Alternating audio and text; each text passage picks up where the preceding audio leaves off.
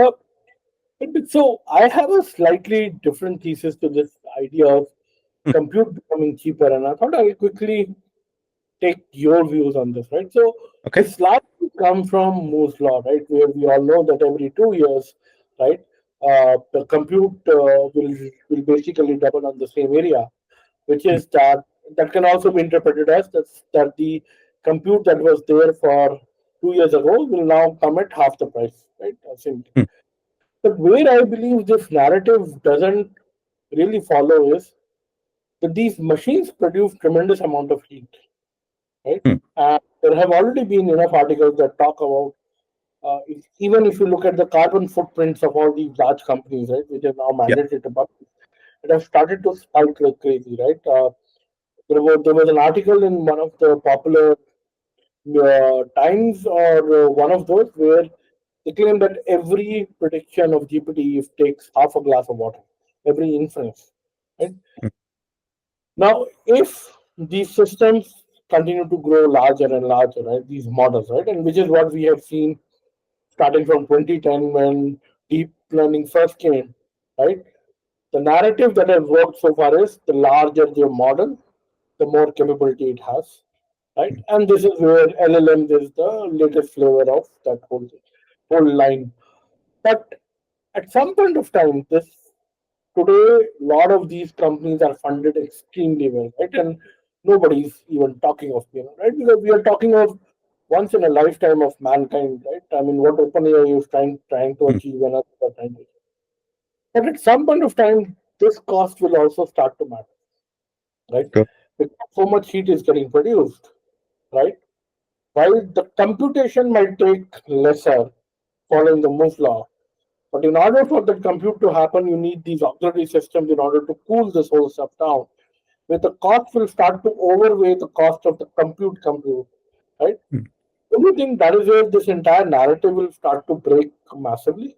That the compute will continue to become cheaper?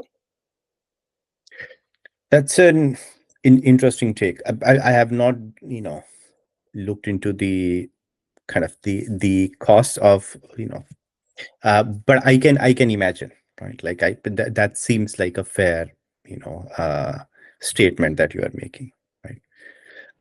But even if that is not the case, if maybe we can, I mean, it's maybe the cost will never become an issue. It's still a huge cost to the environment, right?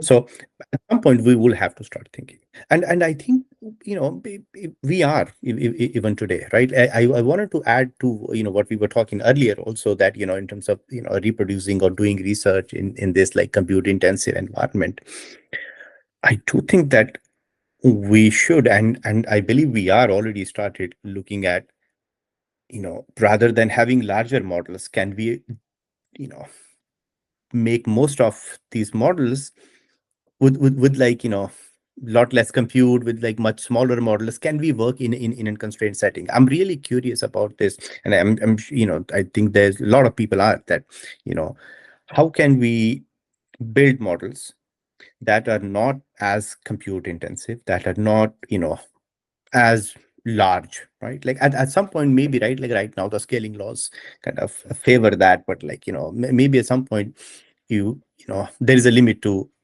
how much you can extend these model sizes, right? Like, because it's not going to be as much gain over, like so if you go from like 1 trillion to 2 trillion parameters, it's probably not gonna matter much.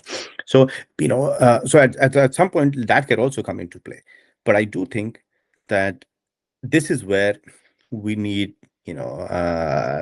researchers. This is the part, this is where scientists needs to kind of come in and start thinking about how can we do this much cheaply, right? I forgot who it was, or maybe it was like Karpati recently talking somewhere that like he believes that it's gonna be like less than million parameter model, like that will be effectively able to do everything that all these models are. And if you look at so some of these sort of trends like support that also.